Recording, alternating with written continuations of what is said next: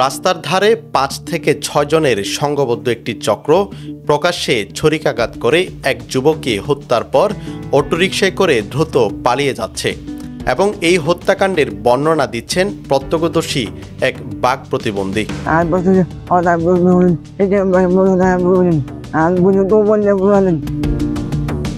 ঘটনাটি ঘটে কুতুবদিয়ার কয়ারবিলের সেন্টার সংলগ্ন আজম সড়কের পার্শ্ববর্তী এলাকায়। কুতুবদিয়ার লেমশেখালী ইউনিয়নের মতিবাপের পাড়ার কাইমুল হুদার ছেলে মোহাম্মদ বাপ্পিকে এভাবেই প্রকাশ্যে ছুরিকাঘাতে হত্যা করে দুর্বৃত্তরা।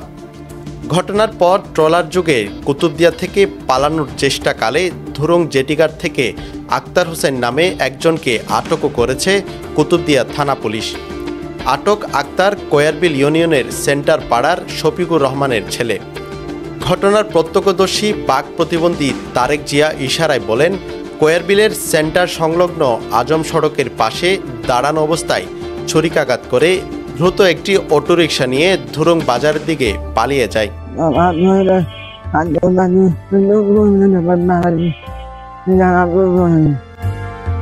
ছুরিকাঘাতের পর বুকে হাত দিয়ে ছটপট করে পাশের হাজী আব্দুস সমদ মাতবর বাড়ির সামনে ফাঁকা জায়গায় বাপ্পি লুটিয়ে পড়েন বলে ইশারায় দেখিয়ে দেন প্রতিবন্ধী তারেক।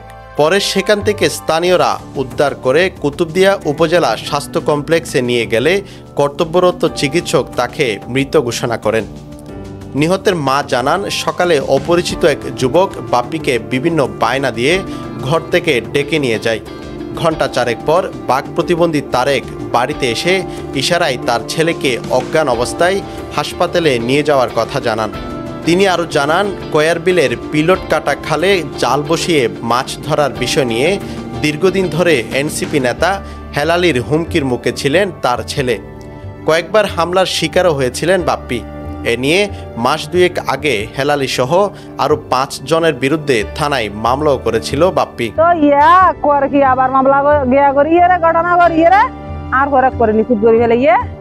স্থানীয়রাও বলছেন, নিহত বাপ্পির সাথে দীর্ঘদিন ধরে খালের মাছ ধরা নিয়ে একই এলাকার এনসিপি নেতা হেলালির সাথে বিরোধ চলছে। বাপ্পির মেডিকেল লগি দেখি দে মরা তক হইলে এনু গোটা গোটা দিয়ে মানে কি তহা দাহাই তক মানে কিন্তু হই বিল্লাম মাইসেল এরিয়া অবশ্যই বিচারবা করব হত্যাকাণ্ডের বিচারবা না হতো বিচার চাই অবশ্যই। ঘটনার 2 মাস আগে নিহত বাপ্পি অভিযুক্ত এনসিপি নেতা হেলালির বিরুদ্ধে অভিযোগ তুলে একটি স্থানীয় সংবাদ মাধ্যমে বক্তব্য দেন। তিনি বলেন, সমন্বয়ক পরিচয় দিয়ে হেলাল প্রায় সময় জোরপূর্বক খালের মাছ তুলে নিয়ে যেতেন। প্রতিবাদ করতে গেলে অস্ত্র ও ইয়াবা ব্যবসার তকমা দিয়ে পুলিশি হয়রানির হুমকি দিতেন বলে অভিযোগ করেছিলেন নিহত বাপ্পি। আমরা প্রতিদিন মাছ তুলি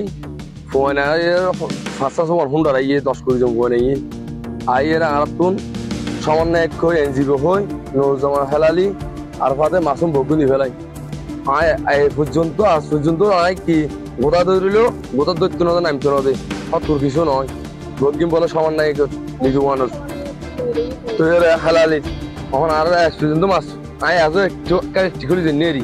এ বিষয়ে আটককৃত ব্যক্তিকে জিজ্ঞাসাবাদ করে জড়িতদের আটকের অভিযান চলছে বলে জানান কুতুবদিয়া থানার ওসি। আমাদের যে এখানে ঘটনাস্থল পরিদর্শন হয়েছে এবং এখানে লাশের ছোটতাল প্রস্তুতপূর্বক ময়নাতদন্তের জন্য কক্সবাজার মর্গে প্রেরণ করা হয়েছে।